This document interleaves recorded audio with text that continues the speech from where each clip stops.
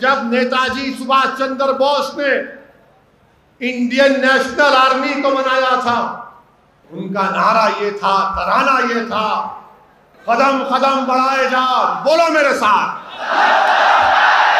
खुशी के गीत गाए जा, जिंदगी है कौम की, तू कौम पे लुटाए जा, तू शेर हिंद आगे बढ़,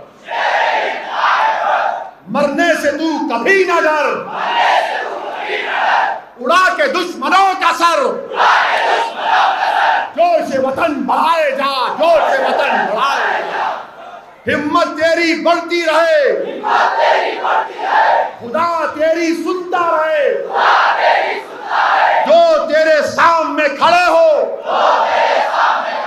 तू खाक में मिलाए जा, तू खाक में मिलाए जा, कदम कदम बढ़ाए जा, खुशी के गीत गाए जा, ये जिंदगी है कौम की, तू कौम पे लुटाए जा। अब यहाँ पर कौम का मतलब मुसलमान नहीं, कौम का मतलब भारत है। ये तराना था नेताजी सुभाष चंद्र बोस का, उसमें क्या था अब आप पढ़ेंगे मेरे साथ। चलो दिल्ली पुकार के, कौमी निशान संभाल के, लाल किले पे गाड़ के, लहराए जा, लहराए जा, लहराए जा। ये तराना था इंडियन नेशनल आर्मी का, नेताजी। और जब ये फौज के, नेताजी के फौज के लोग, ये जब फौजी पकड़े गए थे, अंग्रेजों ने इनको गिरफ्तार किया, तो यही लाल किले के अंदर इन पर मुकदमा चलाया गया। पंडित नेहरू भी उनके वकील थे।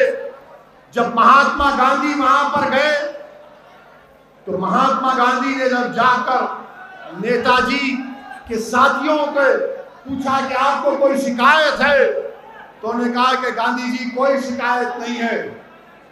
उन्होंने कहा कि गांधी जी कोई शिकायत नहीं है, हमको शिकायत सिर्फ इस बात की है कि जब हमको चाय देते, जब हमको चाय देते, जब हमको चाय देते, तो बोलते तुम हिंदू है, तुम मुसलमान है, तुम ईसाई है, इससे हमको तकलीफ है। ये मिजाज था उस जमाने के सियासतदानों का। और आज ये मामला हो चुका है, आज ये मामला हो चुका है।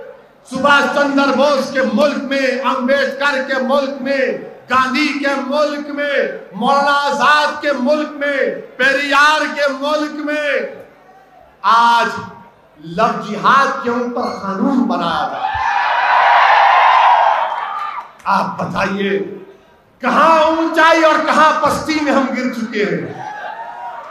कहां ऊंचाई का दौर था वो, जब हर एक मर मिटता था इस मुल्क पर अपनी जान को कुर्बान करने के लिए।